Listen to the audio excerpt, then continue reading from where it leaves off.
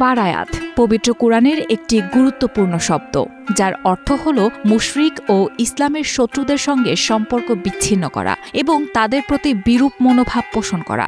ইতিহাস পর্যালোচনা করলে দেখা যায় পূর্ববর্তী জাতিগুলোর মাঝেও মুশরিকদের সঙ্গে সম্পর্কচ্ছেদের প্রথা ছিল, কিন্তু ইসলামের আবির্ভাব এবং মহানবী সাল্লাল্লাহু আলাইহি ওয়াসাল্লামের নবুয়ত প্রাপ্তির পর থেকে ইসলাম ধর্মে এই প্রথাটি ব্যাপকভাবে চালু হয়। পার্স টুডে এসব তথ্য জানিয়েছে।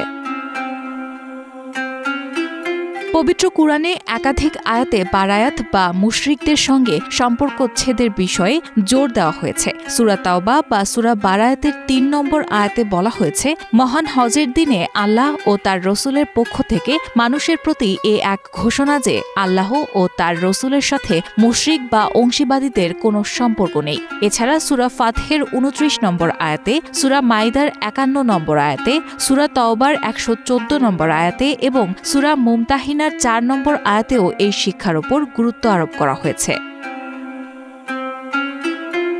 ইতিহাসে প্রথমবারের মতো মুশরিকদের সঙ্গে প্রকাশ্যে সম্পর্কচ্ছেদের ঘোষণা দেওয়া হয় যখন ৬৩০ খ্রিস্টাব্দে মুসলমানেরা মক্কা বিজয় করেন। মুশরিকরা তখন মহানবী সাল্লাল্লাহু আলাইহি ওয়াসাল্লামের সঙ্গে করা শান্তি চুক্তি ভঙ্গ করেছিল, যার মূল শর্ত ছিল পারস্পরিক শত্রুতা না করা।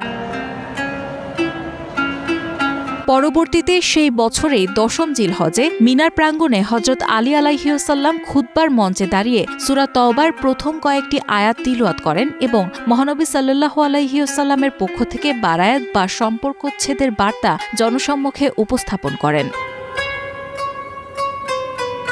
যেহেতু হজের সময়ই মহানবী সাল্লাল্লাহু আলাইহি ওয়াসাল্লাম মুশরিকদের থেকে সম্পর্ক ছিন্ন করার ঘোষণা দিয়েছিলেন এবং এটি মহানবীর একটি গুরুত্বপূর্ণ সুন্নত ছিল, তাই হজের সময়ে এই বারায়াতের ঘোষণা আজও সুন্নত হিসেবে বাস্তবায়িত হয়। তবে এটি শুধু হজের সঙ্গে সীমাবদ্ধ কোনো বিষয় নয়, বরং প্রতিটি মুসলমানের জন্য সারা জীবনের দায়িত্ব হল মুশরিকদের সঙ্গে সম্পর্ক না রাখা এবং তাদের বিশ্বাসের প্রতি বিরোধিতা প্রকাশ করা।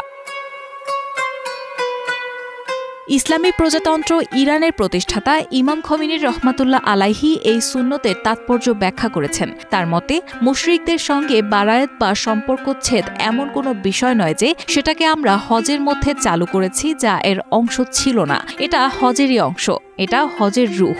এই বিশাল সমাবেশের আসল মর্মার্থ এর মধ্যে রয়েছে।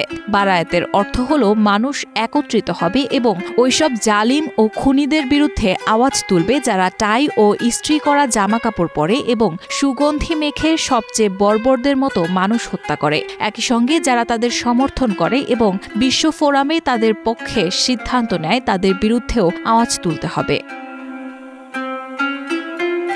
তিনি আরও বলেন, সকল সৌভাগ্যবান হজযাত্রী, বিশেষ করে ওই ঐশী সমাবেশে উপস্থিত মুসলিম দেশগুলোর আলেম, খতিব এবং ২ পবিত্র মসজিদের জুমার নামাজের ইমামদের প্রতি আমার জোরালো আহ্বান হচ্ছে, আপনারা বিষয়টি সম্পর্কে সঠিক ধারণা নিয়ে বর্তমান সময়ের জরুরি দায়িত্ব কর্তব্য চিহ্নিত করুন। আপনাদের উচিত দাম্ভিক শক্তি এবং মুসলিম উম্মার শত্রুদের বিরুদ্ধে, বিশেষ করে ইহুদিবাদী ইসরায়েল এবং মার্কিন যুক্তরাষ্ট্রের বিরুদ্ধে ক্ষোভের বহিঃপ্রকাশ ঘটানো। তাদেরকে অবশ্যই কথায় এবং কাজে উভয় ক্ষেত্রেই মুশরিকদের বর্জন করতে হবে। রায়হানা মুন, প্রবাস খবর।